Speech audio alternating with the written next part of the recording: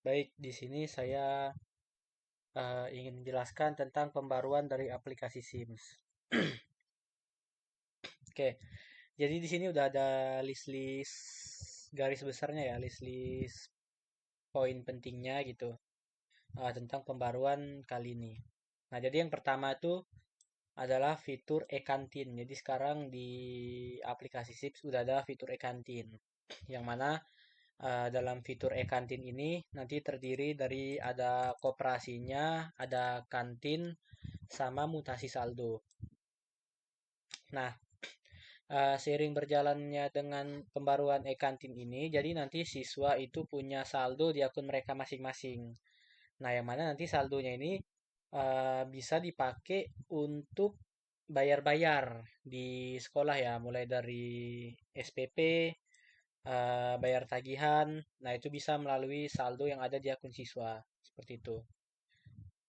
Nah, nanti nanti kita masuk ke dalam ya. Ini saya jelaskan dulu. Jadi, selanjutnya itu SPP siswa bisa beda-beda tiap siswa. Nah, sekarang SPP siswa itu udah bisa dibedain setiap siswanya gitu. Karena kan sebelumnya itu SPP itu ngikutin pengaturan sekolah ya. Jadi kalau misalnya sekolah SPP-nya 50.000 misalnya. Nah, berarti nanti semua siswa SPP-nya 50.000. Nah, tapi kemarin ada masukan dari sebuah sekolah ya, katanya eh, terkadang ada beberapa sekolah yang SPP-nya itu menyesuaikan dengan ekonomi si siswa gitu. Jadi eh, ya sebaiknya dibuat supaya dia dinamis gitu. Jadi bisa diubah-ubah. Jadi tiap siswa dia SPP-nya bisa beda-beda gitu. Nah, ini teknis yang nggak penting, abaikan aja.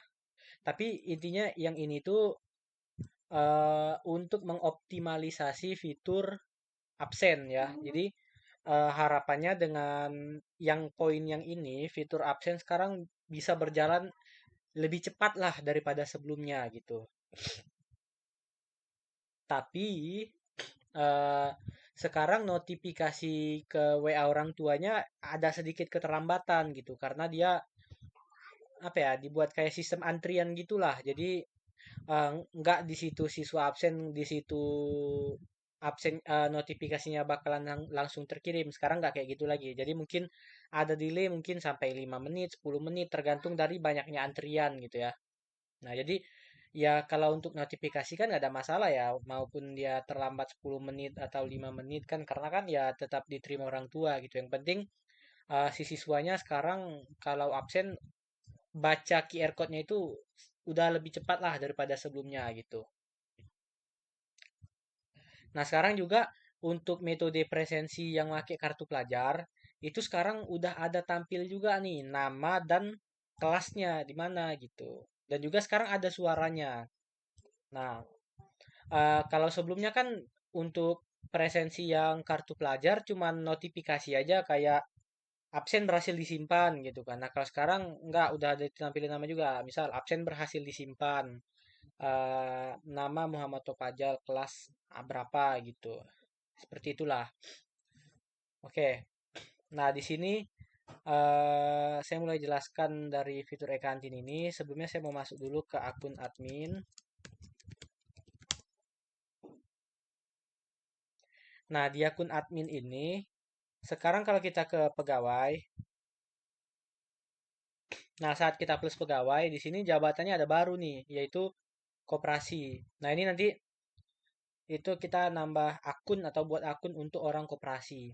Nah, untuk kantin itu nanti dikelolanya sama koperasi. Jadi admin nggak bisa nih ngelola kantin gitu. Jadi yang mau ngelola yang bisa ngelola kantin itu koperasi. Kalau misal nih Mas gimana biar admin bisa juga nih ngelola koperasi ya tinggal edit aja kan jadi kan satu akun bisa banyak role ya. Jadi ya udah tinggal tambah aja sih nih role koperasi di adminnya gitu. Sekarang apa lagi ya? Ini pegawai ada baru terus di siswa juga sama ya. Di siswa sekarang saat kita mau nambah siswa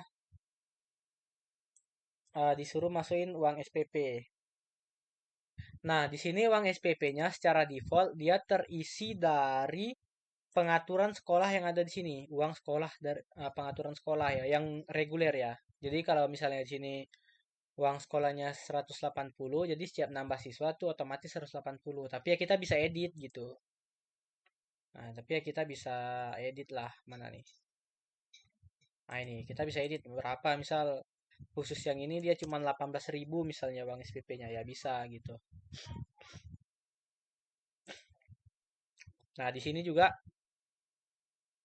saat mau nambah pembayaran ya, khususnya dari pihak tata usaha atau admin. Nah, untuk yang ini jenis pembayarannya pilih yang reguler ya. Jadi yang reguler ini meskipun tadi pengaturan sekolahnya 180.000,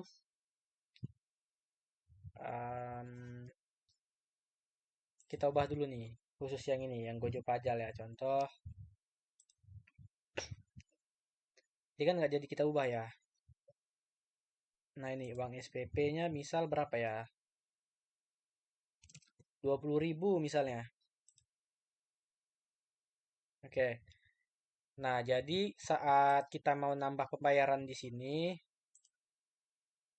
meskipun di jenis pembayaran reguler yang di sekolah dia 180.000, tapi dia sekarang nggak ngikut yang di pembayaran sekolah lagi, tapi ngikut sesuai dengan pembayaran si siswanya gitu. Di sini juga udah tertulis nih SPP-nya berapa untuk siswa yang ini gitu. Nah, sekarang juga saat di PPDB-nya, saat kita mau nentuin siswa, mau nerima siswa, nih mau terima ini siapa? Mau terima siswa. Nah, di sini kita bisa tentuin uang SPP-nya berapa. Jadi kita udah bisa nentuin dari awal lah gitu. Jadi nggak jadi siswa dulu baru kita edit ya uang SPP-nya nggak. Jadi dari PPDB pun saat masuk udah bisa langsung kita tentukan gitu. Oke sih, kalau untuk di admin nggak ada perubahan lain ya. Oh, paling ini saya buat dulu lah akun untuk koperasi ini belum ada ya, belum. Kita buat dulu akun untuk koperasi. Ah,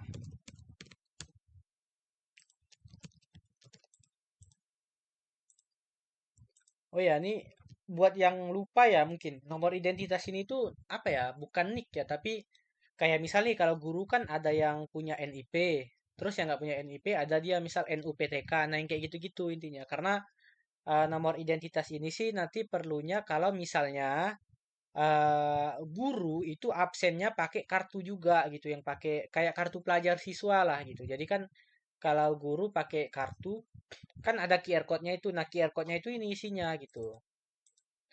Ya penting nggak penting sih, cuman ya isi aja gitu.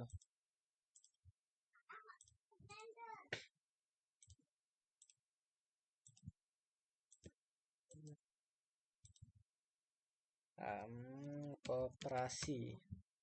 Ingat ya defaultnya itu sama dengan username.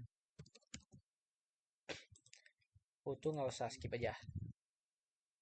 Oke selesai. Sekarang saya masuk ke koperasi.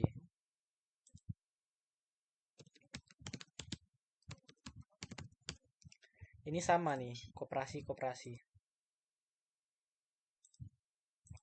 Oke, nah setelah di dalam kurang lebih tampilannya seperti ini. Jadi untuk di halaman depan, kalau ini ya biasa ya, tombol absen.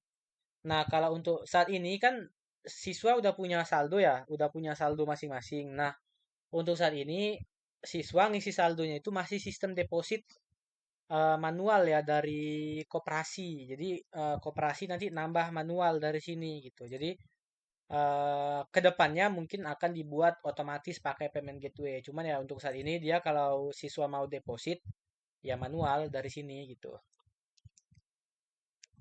Ini contoh misal saya mau top upkan dulu nih untuk siswa pajal. Saya mengini wajib pajal. Nah di sini juga formatnya itu nih nama ini Nisen. Nah karena kan bisa jadi ada siswa di sekolah itu yang namanya sama gitu kan. Terus Mas kenapa nggak kelas aja gitu? Ya masih ada kemungkinan juga gitu di kelas itu ada siswa yang namanya sama. Tapi kalau NISN ini kan atau Nisen ini kan udah pasti unik ya, udah pasti beda. Jadi ya saya gunakan Nisen gitu. Jadi kalau saat skenarionya gini nih, skenarionya. Jadi siswa datang ke koperasi, Bu, mau top up gitu, contoh gitu ya. Oh ya top up berapa? 100.000 misalnya. Nah, ya udah nanti tanya namanya siapa, Nisennya berapa gitu. Nah, nanti ya udah tinggal cari kan namanya apa, lihat Nisennya gitu. Terus ketik nominalnya. Nah, kalau udah simpan. Oke. Nah, ini nanti kita cek ya masuk ke akun siswa. Ini kita berselancar di sini dulu. Lalu di sini ada kantin. Nah, ini untuk kelola kantin-kantin yang terdaftar. Ini saya tambah dulu kantin, misal kantin Bang Gojo, misal. Username-nya apa ya? Username Gojo. Nah, ini sama ya. Jadi passwordnya itu defaultnya itu sama dengan username. Status nih kita buat aktif aja. Status ini tuh fungsinya misal kalau misalnya kantin ini statusnya nggak aktif, maka nanti produk dagangan dia itu nggak akan ditampilkan di akun siswa gitu. Jadi yang menandakan aktif atau tidak aktif itu ibaratnya buka apa enggak nih kantinnya gitulah. Jadi kalau misalnya tutup ya dagangannya nggak ditampilkan gitu di akun siswa.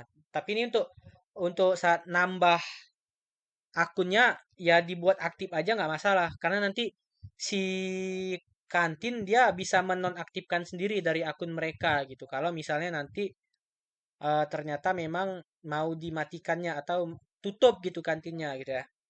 Nah, ini saya simpan. Oke, selanjutnya di sini withdraw itu ini misal nih nanti kan koperasi sorry. Ini kan nanti kantin apa ya jualan. Nah, jualan itu kan setiap ada pembelian saldo dia tuh kan bertambah.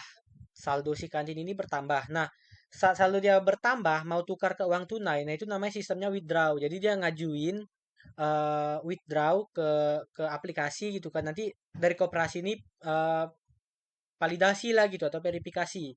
Nah, saat saat misalnya withdrawnya itu diterima, ya uangnya kasih, baru nanti di sini statusnya bisa dirubah gitu. Nanti kita praktekin.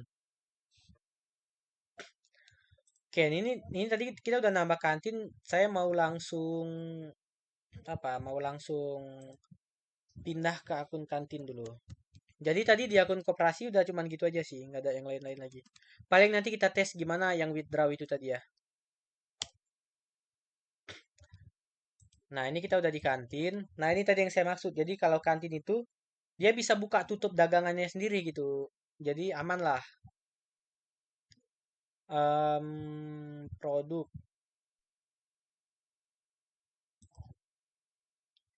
Nah, di sini dia bisa nambah produk, misal apa ya? Misal mie goreng, harganya 7.000. Kita pilih gambar.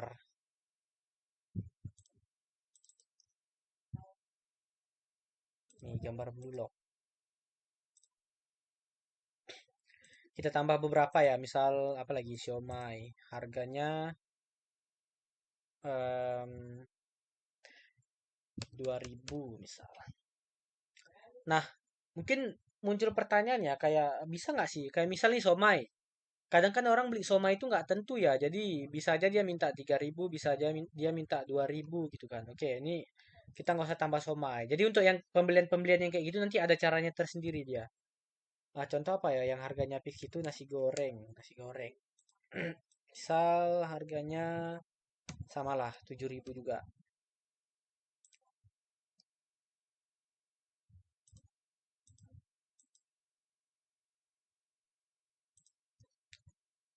Oke, udah dua. Eh, Nanti kita tes di akun siswa, tapi sebelum itu kita keliling dulu di sini. Jadi di sini withdraw itu ini tadi untuk ngajuin ngajuin withdrawnya ya. Nah, ini kan saldonya kosong nih, jadi dia nggak bisa withdraw. Ini kalau misal kita buat 100.000 misalnya, kita mau withdraw. Ya, nggak bisa bos, saldo tidak mencukupi gitu kan. Nah, di sini riwayat pembelian. Oke, ini kita tes masuk ke akun siswa.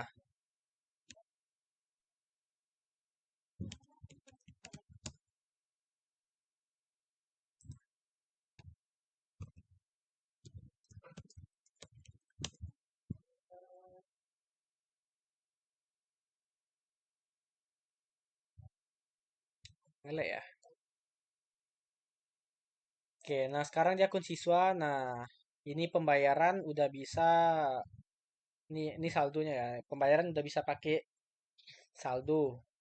Jadi contoh nih, kenapa Juli 2024? Kan sekarang Maret 2025 gitu. Nah, jadi sistem di sini itu dia ngebaca bulan terakhir yang dia bayar gitu. Jadi bukan bulan ini ya. Berarti kalau di sini Juli 2024, berarti antara dia dari pas masuk belum pernah bayar uang sekolah atau pembayaran terakhir dia tuh ya di bulan Juni 2024 gitu.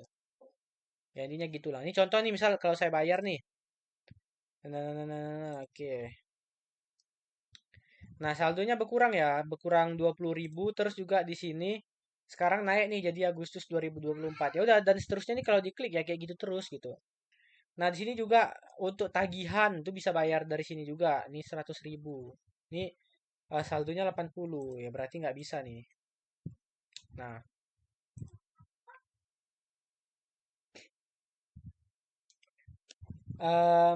sekarang nah ini masuk ke e-kantin. Itu nih di sini. Nah, di sini untuk belanja-belanjanya ya. Jadi ini untuk filter karena kebetulan ini cuma satu kantinnya ya udah nih nggak bisa difilter ya. Ini nama produk misal mie gitu. Ya, nanti munculnya mie aja gitu. Ya biasalah. Contoh di sini saya mau beli mie goreng misalnya. Saya mau beli mie goreng dua lah dua. Nah, catatan ini tuh ya kayak misal nih dia misal pedas ya gitu. Pedas ya ya catatan pemesanan lah gitu kan. Harusnya siswa pun udah ngerti untuk ini ya. Entah misal kayak antarkan ke kelas gitu atau apalah gitu kan. Dan ini saya pesan dua mie goreng, saya bayar. Nah, di sini saldonya berkurang. Terus di sini, nah ini muncul nih. Tadi nggak tahu ya, dengar atau tidak notifikasinya ya. Kalau direkam layar. Tapi ini ada suaranya dia, ada suara notifikasinya. Dan ini datanya real time. Jadi nggak harus refresh-refresh lagi. Contoh misal nih, saya pesan lagi satu mie goreng. Tadi mie goreng, sekarang nasi goreng ya. Pesan satu aja deh, bayar. Nah, sini kalau kita lihat, nah jadi datanya real time lah, nggak perlu kita refresh-refresh gitu. Nah, terus juga di sini ada muncul icon baru ya, tombol baru, tombol keranjang. Ini artinya yang dibelanjakan si siswa hari ini, yang hari ini gitu. Nah, ini ada status-statusnya.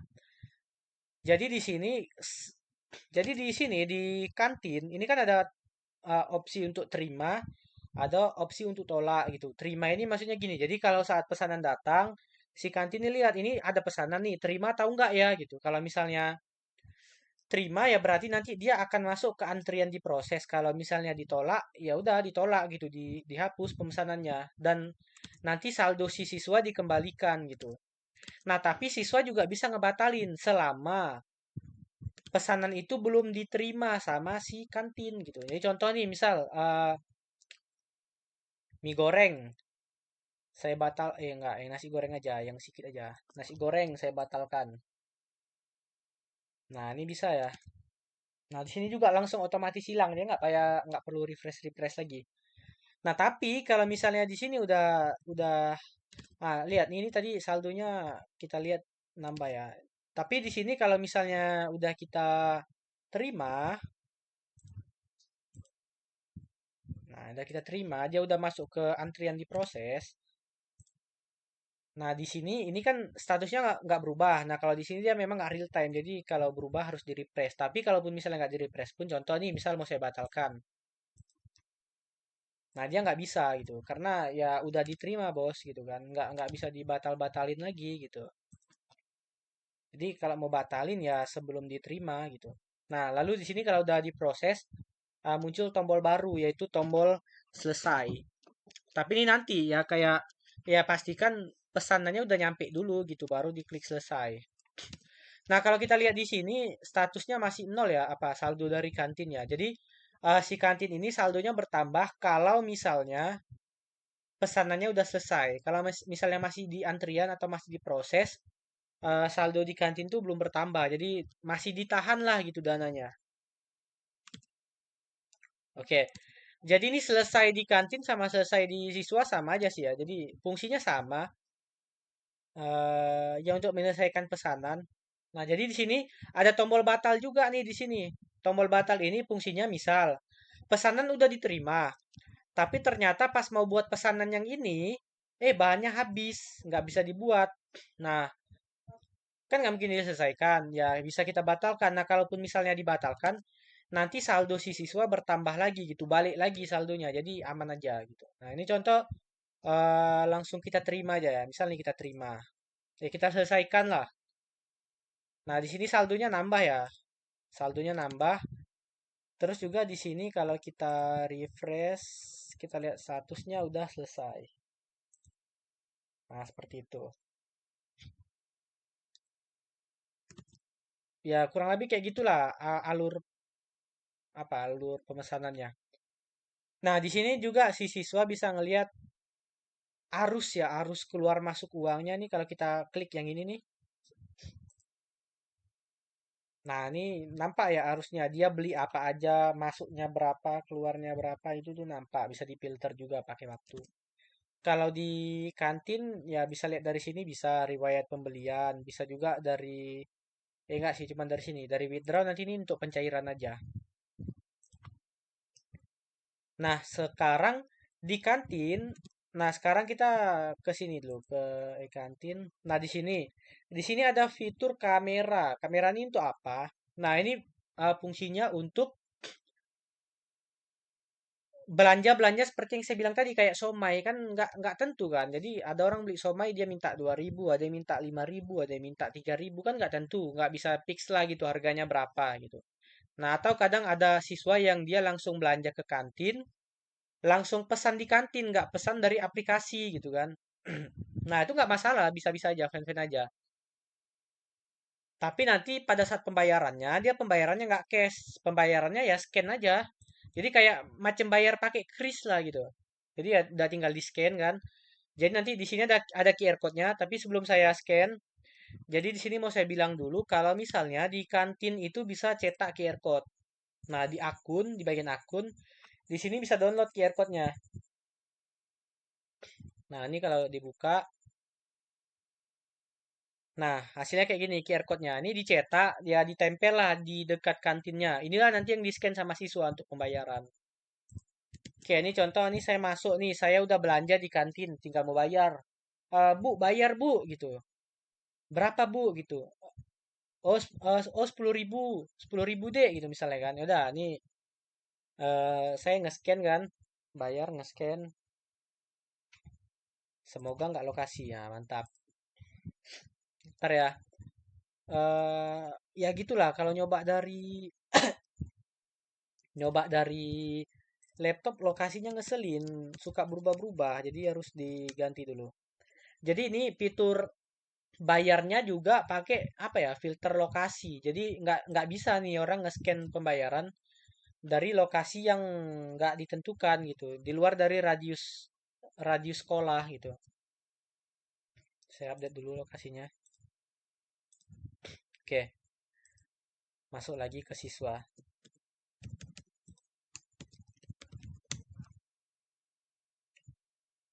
Di sini tadi ya, ini saya mau bayar. Nah, ini saya scan. Nah, nanti muncul pop-up konfirmasi pembayaran kayak gini. Tadi kita ketik nih, nominalnya berapa, Bu? 10.000. Yaudah, kita ketik 10.000. Terus juga di sini setiap pembayaran itu dimintain password ya. Kalau misalnya kan kalau pakai kris kan ada PIN ya, pakai PIN. Nah, kalau ini dia pakai password gitu. Passwordnya itu ya password akun dia. Nah, ini kan tadi passwordnya Fazal123. Ya udah, ini kita buat, kita bayar.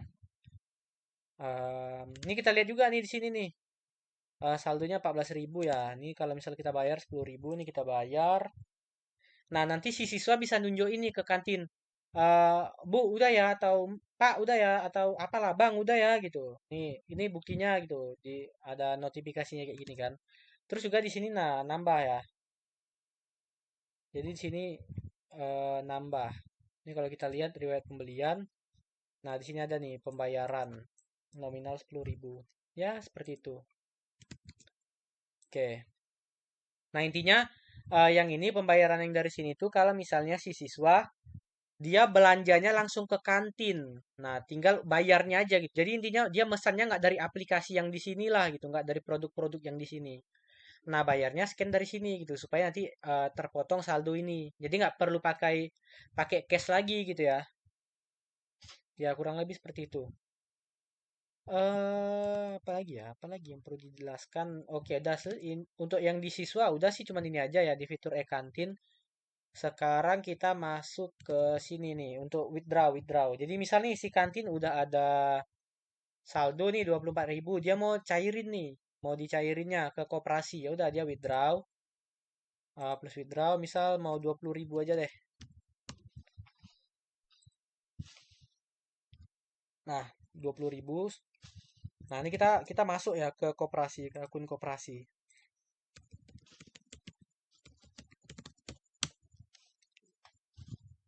Nah, kita masuk ke akun koperasi. Di sini di withdraw. Nah, di sini. Jadi em, tapi skenario-nya gini nih, misalnya dia si kantin tadi ngajuin ya, ngajuin ngajuin withdraw. Nah, koperasi midit selesai ini ya kalau uangnya udah dikasih gitu kan. Jangan pula uangnya belum dikasih udah diselesaikan gitu. Ya rugi bandar gitu. Jadi ya kasih dulu uangnya barulah diselesaikan gitu. Nah, kalaupun misalnya ini ditolak, saldonya nanti si kantin balik lagi. Ini kan sekarang saldonya 4.000. Kalaupun nanti ditolak, ya saldonya balik lagi jadi 24.000 gitu. Tapi ini kita terima aja deh. Nah, ini skenario di dunia nyata ya. Kasih uangnya baru kita selesaikan. Nah, kayak gitu. Kalau udah selesai dia masuknya ke sini. Nah, ini nanti dia kalau yang pending ini menampilkan semua data. Tapi kalau untuk yang selesai ini secara default dia menampilkan data-data withdraw di bulan ini gitu. Jadi kalau misalnya yang bulan-bulan sebelumnya pakai filter, di filter waktunya gitu. Oke, ini kalau kita refresh, nah statusnya udah berubah jadi selesai. Oke, udah selesai gitu aja. Nah, udah sih, udah gitu aja. Jadi eh penjelasannya gini aja. Cuman di sini saya sekalian mau jelaskan gimana cara memperbarui aplikasi yang sekarang gitu. Karena kan kemarin saya ada bilang nih ke member yang ada di grup Sims ya. Jadi kan saya bilang kalau ke depannya eh, fitur update-nya itu bakalan dari tombol gitu, pakai tombol. Nah, cuman ada beberapa hal yang harus dipersiapkan dulu gitu. Jadi untuk saat ini belum gitu. Jadi saya harus mempersiapkan server untuk nyimpan file yang mau di-update-nya gitu kan. Terus juga ada beberapa pertimbangan seperti saya saya mau sek- sekolah yang bisa update otomatis itu cuma sekolah-sekolah yang terdaftar dari saya aja gitu. Saya nggak mau nih nanti ada sekolah-sekolah ilegal yang pakai aplikasi Sims yang ilegal tuh maksudnya yang belinya bukan dari saya atau dikasih sama sekolah lain lah gitu. Karena kan saya nggak tahu kan, nggak bisa kontrol juga kalau misalnya ada sekolah lain yang nakal ngasih aplikasi ini ke kawannya gitu kan, ke sekolah-sekolah yang lain di sekitaran dia kan nggak tahu, nggak bisa dikontrol juga kan. Cuman ya setidaknya saya mau buat yang kayak gitu tuh jangan sampai dapat update gitu.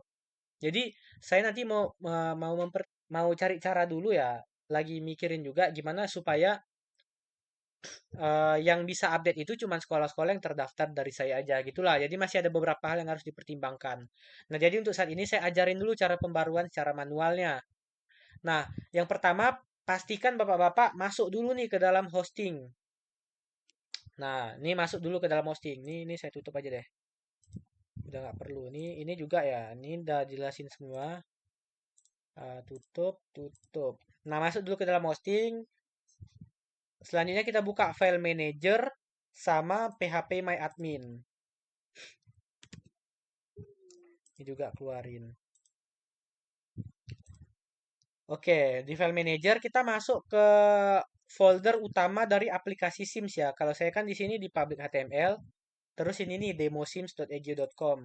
Nah, masuk di sini. Nah, nanti saya akan mengirimkan, ini bisa digeser nggak?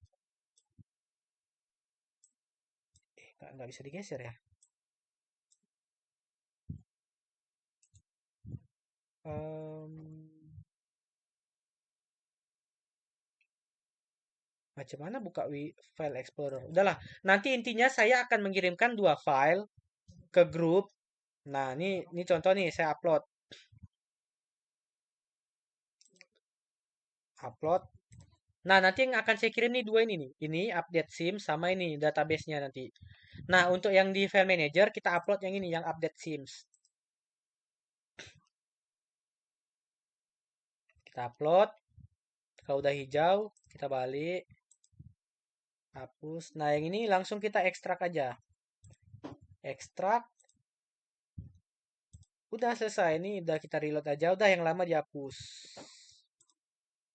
Udah selesai. Untuk yang pembaruan di filenya. Nggak usah khawatir file lama hilang ya, karena tuh nggak akan menghapus file lama, cuman memperbaruin aja gitu. Nah, di database-nya, kita masuk ke database aplikasi SIMS-nya. Saya di sini nih, di SIMS. Terus kita langsung ke import. Nah, di import ini, kita import lah file yang ini, siakat.xcl-nya ini. Nah, open. Lalu klik import. Nah, ini saya nggak akan bisa. Harusnya gagal ini. Kenapa? Ya, kita tes ya. Nah, gagal. Kenapa? Karena udah ready, udah ada gitu. Tadi udah saya perbaruin gitu. Tapi nanti intinya bapak-bapak ya caranya kayak gitu. Import, pilih filenya, lalu klik tombol import ini. Maka nanti akan berhasil gitu. Ini kan saya gagal karena memang udah saya perbaruin tadi. Jadi nggak bisa lagi gitu. Udah sih gitu aja. Gampang ya. Jadi mungkin segini aja videonya.